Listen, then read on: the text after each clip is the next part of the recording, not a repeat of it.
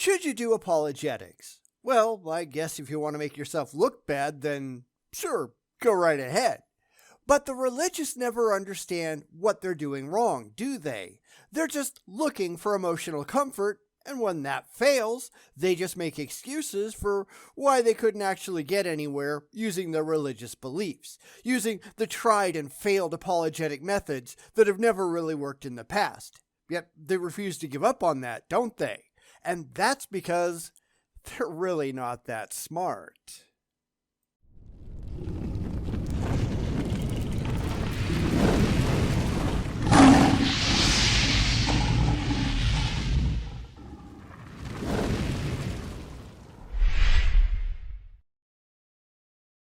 Here comes a small channel called The Epitome, which wants to argue that Christians should do apologetics, which, as far as I'm concerned, that always struck me as a desperation move. Or from the STR side, it's more like a straight con, although I don't think this guy has a horse in the race, since I don't think he's really out there trying to sell anything. So why do the religious really want people to be out there sharing the gospel? Well, because they've been told that's what they're supposed to do, of course, but that's not working anymore, is it? I don't know that it ever really did, but today, it's not getting you anywhere. The number of gullible idiots they can drag back to the church by the nose has been decreasing for decades. Now, they're hardly getting anyone. They can't even keep the net losses from deconversions at bay. These people are in trouble, and the few of them that rush out and try to fix it by telling other Christians to be just as dumb as they are, yeah, how's that working out for you? I mean, sure, go ahead, it's not going to help you, but hey, at least it's funny to watch, right? So let's get to it. Today I want to give you 3 reasons why apologetics is important for every Christian to take part in. Because you want to make a fool of yourself? Because that's exactly what you're going to wind up doing whether you like it or not. I'm going to tell you why you shouldn't, and in fact, why you shouldn't believe in this crap to begin with. This is incredibly common among the religious, but it misses a lot of very important steps because they don't ask themselves a lot of vital questions in their mad rush to convince others to believe this ridiculous nonsense. Like, is this stuff true in the first place? Do I have a robust epistemology that shows that this crap is actually worth believing? And the answer to that for most theists is no. No, they don't. No, they haven't. They don't know, and they don't care if any of it is remotely true. They're just looking for emotional comfort, and anything that gets them there, that's good enough for them. Except it's not. But let's continue. Let's get into it. Hello and welcome to The Epitome. I'm your host, Nathan Bozeman, and the first reason why apologetics is important for every Christian to be a part of is that the Bible commands it. If the Bible told you to go jump off a cliff, would you do it? And the answer, of course, for the vast majority of Christians is no. And this has come up in a couple of videos recently-ish, where the theist just makes excuses. Well, if God told you to do X, would you go do it? Well, no, because that's not the God that I believe in. Okay, but are you pretending that you worship an actual God, or do you just have an idea in your head that makes you feel good? Now, they think they're doing the former, but they're actually doing the latter, right?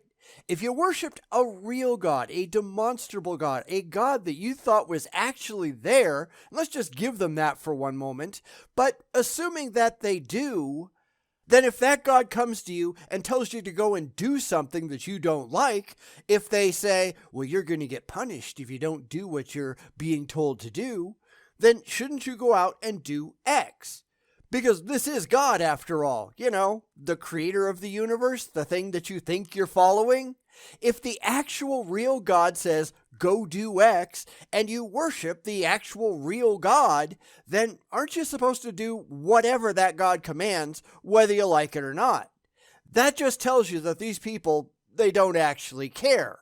There are stories in their book of fables about this. Abraham and Isaac, God says jump, you jump, no matter the consequences. Most people today would never, ever do that because most people today I'm betting, don't think that they believe in a real God. They don't even think that they do. They're believing in a comforting fantasy. They're lying to themselves. The image that they have in their heads is one that they cooked up for themselves, and they bow down and worship that, not anything objectively existing outside of their heads. Now, I bet that most fundamentalists would agree with me. Well, if God says jump, you ask how high. And that's why I'm convinced that the vast majority of so-called Christians aren't even real Christians, because they're not in it for the reality, the supposed reality of their beliefs. Just the emotional comfort that they get off of it, the dopamine hit in their brain. But anyway, I'm just rambling, so let's get back to the video. 1 Peter 3:15 reads, "But in your hearts revere Christ as Lord. Always be prepared to give an answer to everyone who asks you to give the reason for the hope that you have, but do this with gentleness and respect." And it wasn't that long ago that Mike Winger made a video telling people they could just ignore that if it got too uncomfortable, right? Because he doesn't care what God says either. Most of them don't. Now, trust me, I am not trying to tell them to go and do it. If they get this crazy notion in their head to find a big red button to push and put an end to humanity, yeah, don't go do that. Find a qualified psychiatrist. You need professional help. I'm just pointing out the reality of the situation, where most theists, and this probably goes for any religion here, but they just make excuses instead of following the supposedly clear mandates of their silly books and beliefs, because they don't really believe it either. And I bet if this dude was convinced that God really wanted him to kill a loved one, he'd find a reason not to do it. He'd just make something up. Almost all of them would. And that's not because you're an evil sinner. It's because your rational mind is telling you that your beliefs are complete crap. Maybe you should listen. There are two main components that I want to focus in on for this verse. The first one being the word answer. If we look in the Greek, it's the word apologia, which means a verbal defense, a speech in defense, or a reasoned statement or argument. This is actually where we get the word apologetics from, that word apologia. And let's be honest here, but you can't actually do any of the stuff you just said, can you? Oh, the religious think that they can, but in reality, they're just spouting nonsense because they really want to believe. The problem is that they have a really hard time getting out of their own heads, which granted is difficult for a lot of people, but it's worth asking yourself how these things that you might believe might sound to people on the outside. That's the outsider's test for faith, after all. How does this sound to someone who isn't you? And if it sounds insane, then maybe you shouldn't believe it either. And this is something I think it is very important for everyone to do. And in fact, I'd like to look into it a little bit more over the coming weeks and months, looking at the religious from an outside religious view. If you can't rationally evaluate your beliefs, if you don't want to rationally evaluate your beliefs, if you only want to run on pure fifis and faith, then you are absolutely, positively doing something wrong.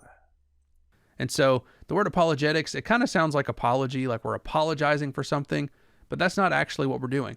We're giving a reasoned defense for the hope that we have within us. Except you're not. Now, I know that sounds good to you, but you're still not doing that. If you were giving a reasoned defense, then you could present actual evidence in support of your beliefs. But you can't. And that's why every single religious argument for God falls apart under the weight of rational and skeptical criticism. These things only make sense to people who haven't performed the outsider's test for faith. This is just people who desperately want to believe. But that doesn't make any of it true. And if you're not actually trying for objective truth to get to verifiable fact in the real world, then you're just wasting everyone's time, including your own.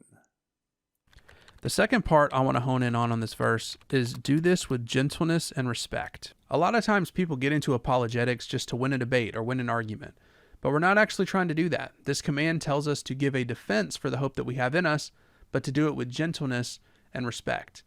And a lot of theists don't. Again, That applies to more than just Christianity, because since these people are not in it for the facts, they're just in it for the fee-fees, they get upset the second that anyone tries to tell them that they're wrong.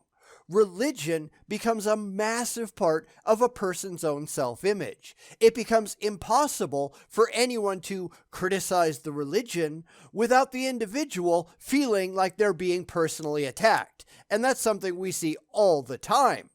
Again, we've got a lot of problems here because this is just an emotional issue. It's not an intellectual one. Nobody cares how you feel. As Ben Shapiro would say, and that's one of the few things he ever got right, the facts don't care about your feelings. It's really too bad he doesn't take that to mind with his own religious beliefs.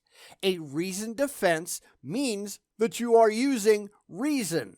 And most people, not just theists, but most people, they don't even know what that means. It's like, well, this is my reason.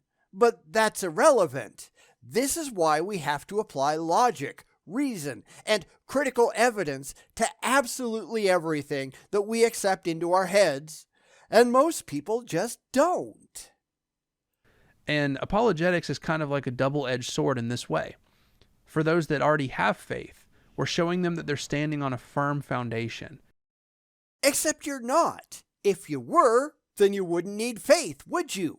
Faith is the excuse that people give themselves for believing things that they don't have any actual evidence or rational reason to think is actually true.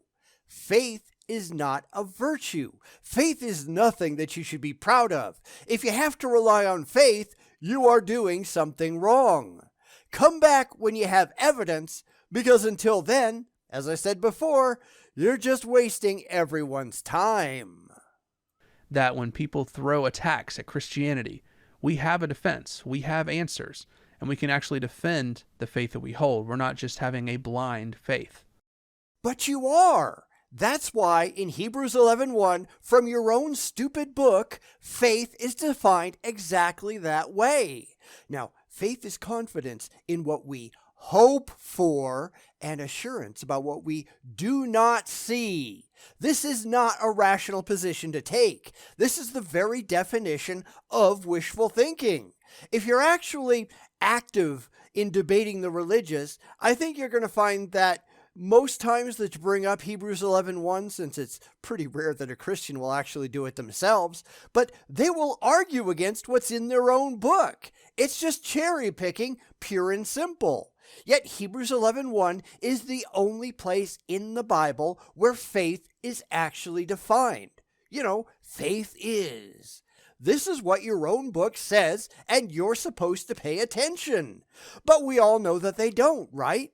And this is why they play musical definitions, because they're not interested in the actual facts. They just want to feel good.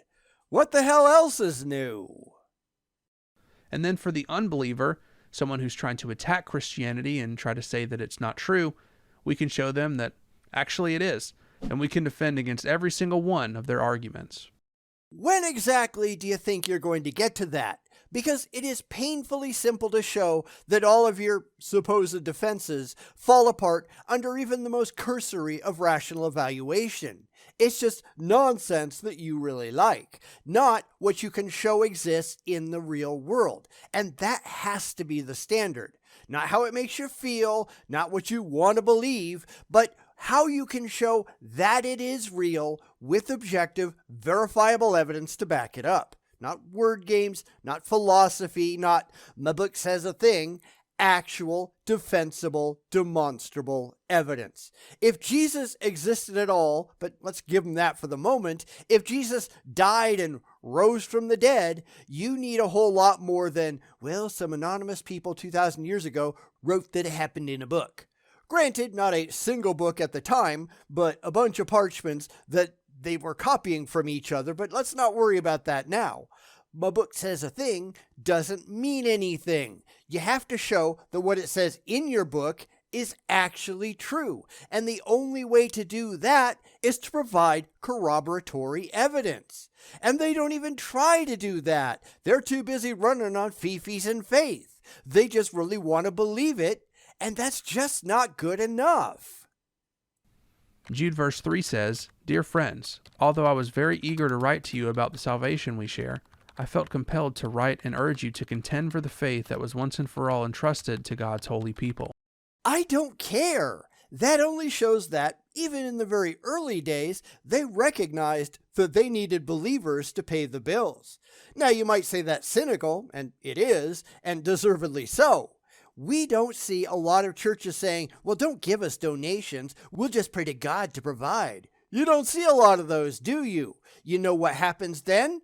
The church goes out of business because God doesn't provide. And this is just another place that you could prove that God is real by showing that in the real world, God actually does stuff. But that doesn't happen though, does it? These are just endless excuses for why God doesn't provide. Well, you're all just a bunch of filthy sinners. Yeah, sure, tell us another one. That wouldn't be a direct demonstration of a God, of course, but it would be a hell of a lot better than what they have now. If you could show that God actually performed miracles, that stuff that we had no way of explaining actually happened, and remember, this is all just provisional, but if you could prove that that actually happened, then you might actually have a point. But I don't think you can do it, and you're not even trying. Because if every single Christian on the planet, through absolutely no effort of their own at all, they all just had all the food and shelter that they ever needed, no Christian ever got sick, they just had health and happiness all the time because God was providing, that would be something to point to. It would at least make us stop and wonder why the hell it was happening. But of course, that doesn't happen, does it? There are plenty of excuses for why it doesn't happen, though. Those are plentiful, but the actual evidence, it's not. So this is another verse that tells us to contend for the faith that was left for us, which we find in the scriptures. Our next verse is going to be Titus chapter 1, verse 9. In this verse, Paul is describing qualifications for pastors, and he says, "He must hold firmly to the trustworthy message as it has been taught, so that he can encourage others by sound doctrine and refute those who oppose it." Except that still doesn't happen. It's just a bald rationalization, and I can't tell you how many people I've had to explain this to. They don't know what bald rationalizations are. What they're doing is just making excuses, not providing evidence. It is defined as the act of attempting to explain or justify behavior or an attitude with logical reasons, even if these are not appropriate. The excuses are not logical because they don't understand what logic is. It's why religious arguments are rife with fallacies. If they were using actual logic, then the appearance of logical fallacies is a sure sign that they're doing something very, very wrong. Yet the religious don't care, do they? They just really want to believe. So if anyone tries to oppose Christianity, we are called to refute their arguments. Too bad you can't. Because let's be honest about what's really going on here. They are just reinforcing their own blind faith. They aren't trying to refute anything. To refute them, you must be able to show that the other side is actually wrong. You can't just assert it, you have to be able to demonstrate it in some objective way. And the religious never even try to do that. They just tell stories about what they want to be true, then they just assert that it is, just because, and then they play make-believe because they're emotionally comforted by the bald assertion. That doesn't mean anything has actually been refuted, though. To refute requires that you prove that the other side is wrong, not only in your own mind, but in that of others. You are not doing anything remotely of the sort. You're just going through the bald rationalizations in your head to get back to the place that you really wanted to be from the beginning. You are not proving anything but that you are a gullible fool. I also have a verse for you found in 2 Corinthians chapter 10, verses 4 and 5. "For the weapons of our warfare are not of the flesh, but have divine power to destroy strongholds. We destroy arguments and every lofty opinion raised against the knowledge of God, and take every thought captive to obey Christ." Well, that's your claim at least. Too bad it doesn't actually work out that way in practice. This is the kind of thing that we get from keyboard warriors. The assumption that just because they say something that appeals to themselves personally, that it automatically destroys the opposition because in their own mind, they've just confirmed their own biases. But that is not how that works. Not that the religious actually care. This is why reading Bible verses doesn't mean anything to the non-believer. And again, that's why they're not making these videos for us, are they? And I think it's useful sometimes to look at their internal communiques where they don't think anybody else is watching, because they will tend to let their defenses down and just speak plainly. Nobody's going to ask them any difficult questions after all. It's all going to be mindless sheep on their own side, except they forget that on YouTube the doors are wide open and anyone can just look in and point out just how dumb it all is. Now, I hope nobody's surprised by any of that because I'm sure not. So any opinion that is raised against the knowledge of God, we're called to demolish those arguments. Hence, apologetics. But remember, we have to do that with gentleness and respect. Our second reason for today of why apologetics is so important and every Christian should practice it is that the early church practiced it, including in the Bible and in church history. My book says a thing. Because when you really think about it, everything that Christians believe, it's all found in the Bible, or the church says so, so there, something like that. We've just found out that the church's claims have been wrong a lot. They've kind of lied when it was convenient for them, and you get ostracized for pointing out all the mistakes that the church has made over the years. Yes, the religious don't really care what's true, but we do. We care, and they should. That's why I usually fast forward through the Bible verses, because they don't actually mean anything, especially when we're talking about doctrinal issues like these. So we're going to do that again just to speed the process up. Nobody gives a damn about your silly book unless you can prove that your stupid book means something.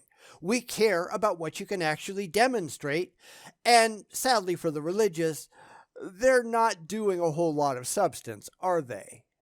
Now,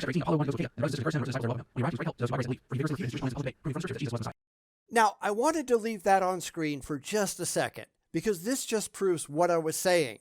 My book says a thing.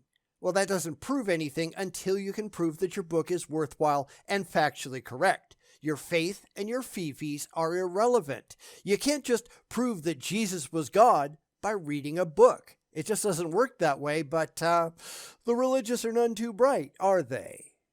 So Apollos, in public debate, was refuting his Jewish opponents, showing that Jesus was the Messiah.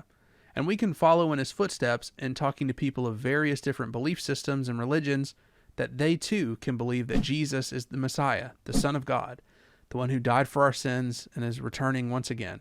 And if we put our faith in him, we will be saved.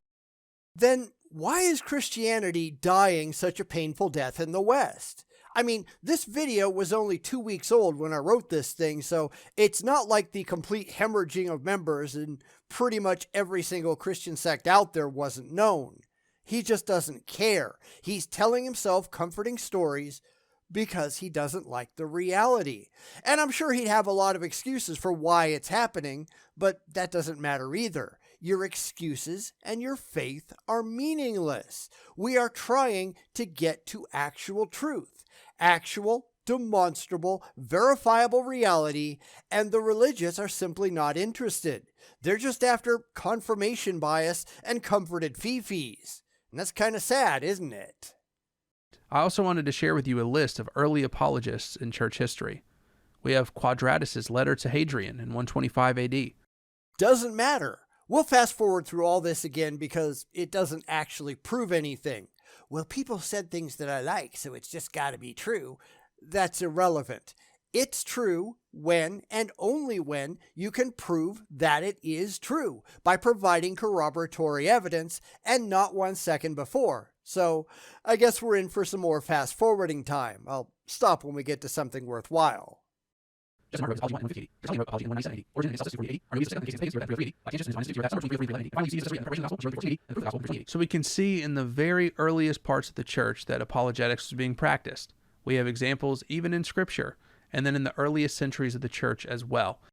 But that doesn't make any of it true. Well, you should just do this thing because the early people, they did that thing and they seem to like it. Yeah, but that's meaningless. Lots of ancient people engaged in bloodletting and exorcisms too. Does that mean that you ought to do the same thing? And yes, I know there are still some crazy theists out there doing the latter, but that doesn't make it a good idea. And it certainly doesn't make it true, and truth ought to matter. It doesn't to the religious, but it should. The case for God is no stronger today than it was 1,000 years ago, and now that religion doesn't have an automatic stranglehold on society like it once did, whatever unearned privilege it once had is gone, and you're going to actually have to have something intelligent to present to the opposition, otherwise we're just going to laugh at you. We've seen about the best that religion has to offer in that regard, and it is not good. Now, if anyone can come up with any actual good arguments, actual evidence presented that points to an existent, demonstrable God, yeah, I'd love to see that, but I think we all know nothing like that actually exists. It's just another fantasy held in the minds of the faithful, something that they really ought to give up on because it just makes them look really, really stupid. And this has continued all the way to today.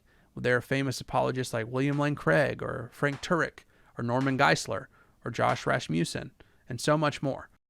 All of which we've done and made complete fools of, or I guess more properly, they've made fools of themselves and continue to do so. Well, all except for Geisler, who's dead and therefore can't really do a whole lot of anything anymore, but you know what I mean. These people are not convincing the non-believers. They're not even trying. Their shtick is aimed straight at the already faithful because those are the people who might give them money.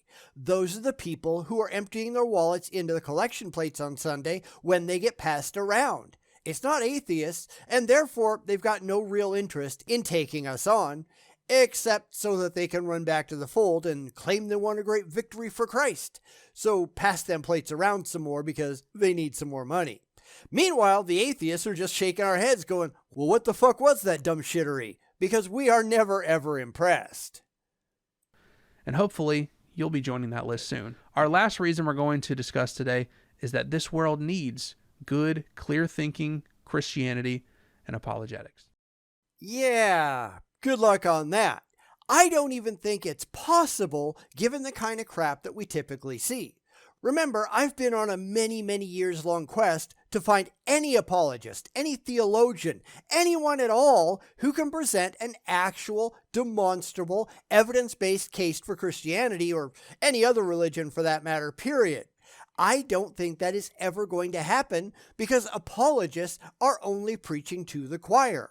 Look at street preachers like Cliff Knechtel and Ray Comfort, among others. Those people have to lie and play word games in order to get videos up on their YouTube channels. They are the epitome of echo chamber warriors, only doing it so they can go back to their churches and claim that they had great victories for the Lord.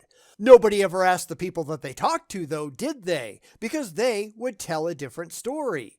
This is all about optics, not reality. In reality, nothing fails more than apologetics. These people are just dumb. We're constantly taught that what is good and evil or right and wrong is all relative, or that life is meaningless, or that there is no God, or that science has removed the need for a creator, or that traditional ideas are old or outdated. Most of which is demonstrably true, depending on how you look at it. Of course, the religious, they tend to phrase things specifically to appeal to their intended audience, because this is all just a scam. If they were talking to us, actually caring about the validity of their own beliefs, they wouldn't fare so poorly.